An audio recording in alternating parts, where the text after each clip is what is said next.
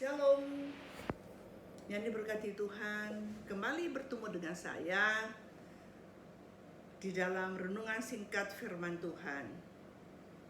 Kita tahu bersama bahwa firman Tuhan adalah penuntun hidup kita. Firman Tuhan adalah pelitah bagi jalan-jalan hidup kita.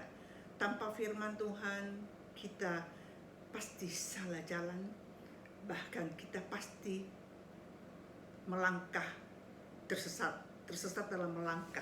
Baik, kita akan segera bersama-sama melihat firman Tuhan dalam Kolose pasal 4 ayat yang kedua saja. Di sana dikatakan, bertekunlah dalam doa dan dalam pada itu berjaga-jagalah sambil mengucap syukur. Melalui ayat bacaan ini kita temukan 3 poin yang dikehendaki Tuhan atas hidup kita. Yang pertama, bertekun dalam doa. Kedua, berjaga-jagalah. Yang ketiga, mengucap syukurlah. Tetapi saat ini saya akan bahas satu saja lebih dulu, bertekun dalam doa, supaya tidak terlalu panjang. Besok-besok saya akan lanjutkan kembali. Ya, saudaraku dikasih Tuhan, kita sama-sama tahu kata bertekun. Segala sesuatu harus dikerjakan dengan tekun. Bila saudara bekerja, saudara kerjakan sesuatu, saudara tidak tekun, maka hasilnya pasti jelek. Saudaraku melaksanakan tugas, kepercayaan tapi tidak tekun, Anda bosan, Anda cepat bosan. Anda merasa patah semangat dengan tugas-tugasmu, maka hasilnya pasti tidak maksimal. Ya, jadi harus dikerjakan secara tekun, barulah kita mendapatkan hasil yang memuaskan. Demikian juga dengan doa. Ada banyak orang berdoa tapi tidak tekun. Tidak berdoa secara konsisten. Berdoa sesekali. Pada saat ada masalah, mereka berdoa. Pada saat beban berat, mereka datang berdoa.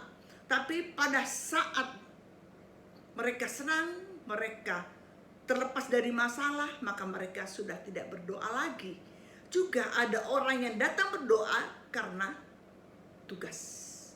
Berdoa karena tugas, harus berdoa. Berdoa karena rutinitas. Bukan begitu. Tidak rasa apa-apa. Ada juga orang yang berdoa karena disuruh berdoa. Itu bukan kata tekun itu. Itu bukan bertekun dalam doa. Disuruh berdoa.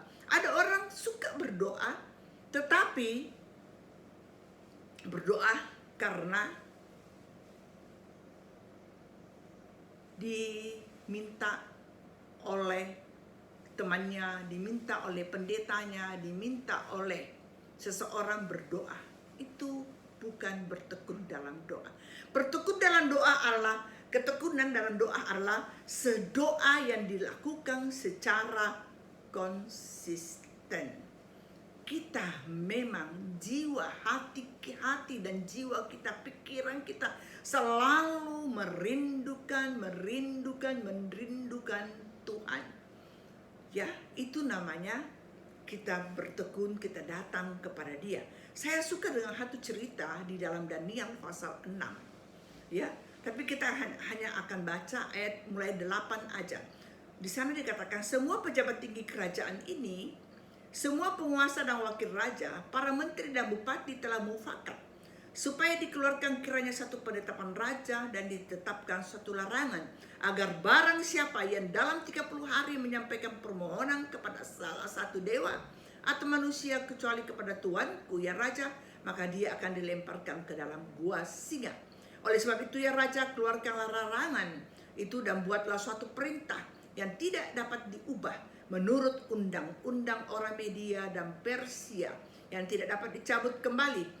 Sebab itu Raja Darius membuat surat perintah dengan larangan itu. 11. Demi didengar Daniel bahwa surat perintah itu telah dibuat, pergilah ia ke rumahnya. Dalam kamar atasnya ada tingkap-tingkap yang terbuka ke arah Yerusalem. 3 kali sehari ia berlutut berdoa serta memuji Allahnya seperti yang biasa dilakukannya. Amin.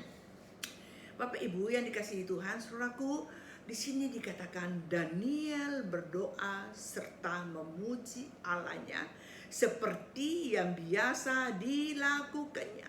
Bukan hanya saat ada masalah. Bukan pada saat Daniel akan dilemparkan ke gua singa. Larangan sudah dikeluarkan.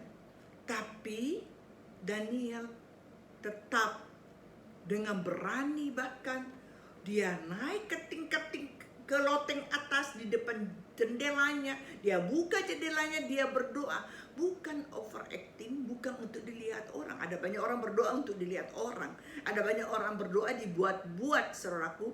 Mau juga dibilang kata-katanya bagus, doanya panjang sekali, saudaraku. Ya nggak salah sih, tapi hati-hati dengan motivasi doa. Daniel berdoa seperti yang biasa dilakukannya, sekalipun dia tahu kalau dia melakukannya ini, dia akan masuk ke dalam gua singa, nyawanya terancam. Tetapi Daniel tidak tahan kalau tidak berdoa.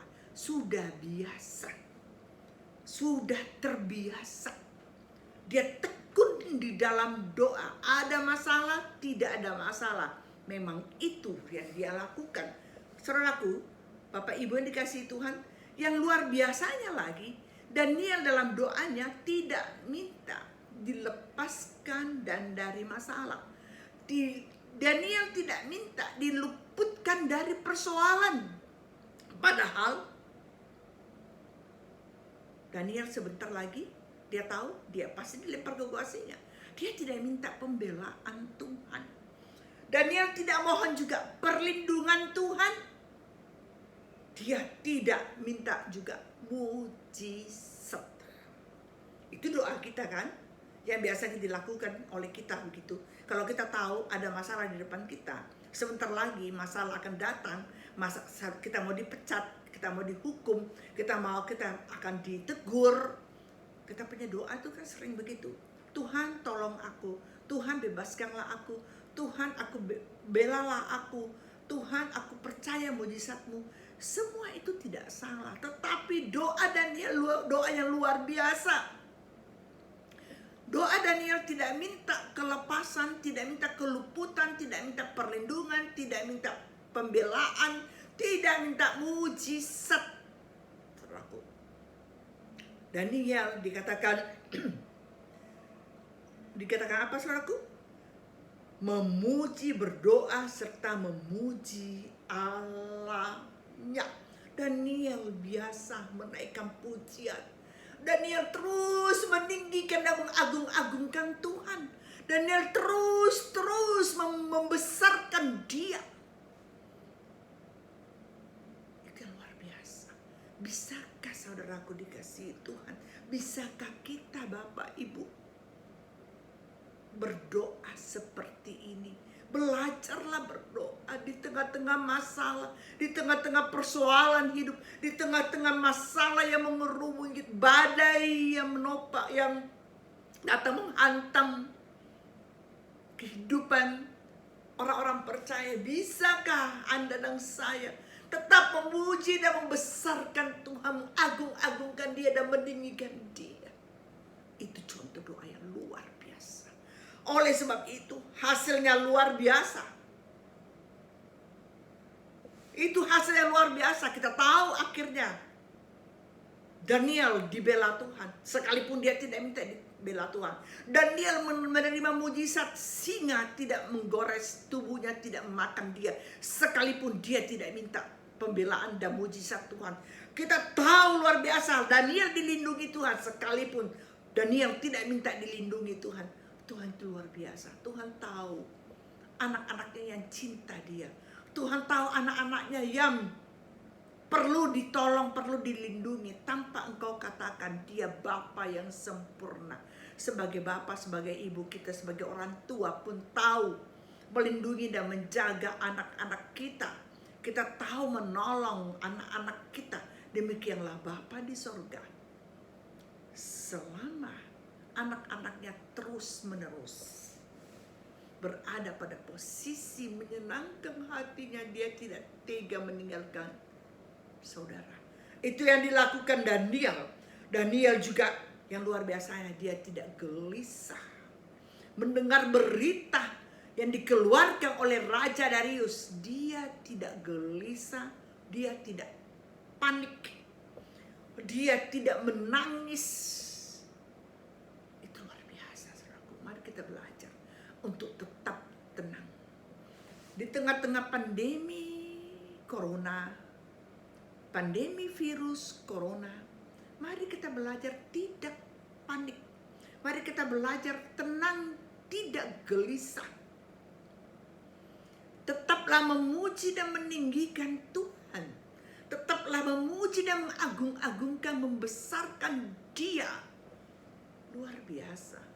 Hasil yang luar biasa pun akan Anda alami jika Anda ada pada posisi meninggikan, memuji, mengagungkan Tuhan. Saya tidak katakan salah orang yang berdoa meminta. Saya tidak katakan salah orang yang berdoa memohon. Tidak salah, bisa saja. Tapi hari ini mari kita bersama mau tingkatkan kerohanian kita. Ya, seperti Daniel sudah melakukannya, dan Tuhan membuktikan, Tuhan membela, Tuhan menjaga, Tuhan melindungi. Mujizat terjadi atas hidup Daniel. Anda dan saya pasti mengalaminya. Amin. Anda dan saya pasti ada dalam mujizat Tuhan. Amin. Ya, di tengah-tengah pandemi ini mari kita tenang, kita jangan panik, kita jangan gelisah. Ya, jangan cemas. Ikuti aturan Tuhan, ikuti aturan pemerintah. Tetap meninggikan, memuji, meninggikan, mengagungkan, memuji Tuhan kita. Maka Allah sumber kasih karunia selalu menyertai dan memberkati kehidupan anak-anaknya yang taat dan setia bertekun di dalam doa tanpa motivasi. Ya, demikian pesan singkat saya pada sore hari ini. Saya percaya setiap kita yang mendengarkan firman Tuhan ini sudah diberkati Tuhan. Amin. Kita berdoa bersama. Terima kasih Tuhan untuk pesan firman-Mu. Kami percaya Tuhan, seperti Daniel saat menghadapi masalah dan badai dalam kehidupannya, dia tidak panik, dia tidak gelisah, dia tenang, dia tetap bertekun seperti biasanya dalam doa memuji dan meninggikan Tuhan. Dan kami melihat Daniel dibela Tuhan. Kami percaya Engkau membela setiap anak-anak-Mu yang datang kepada Engkau dengan cara yang seperti yang Engkau inginkan Tuhan.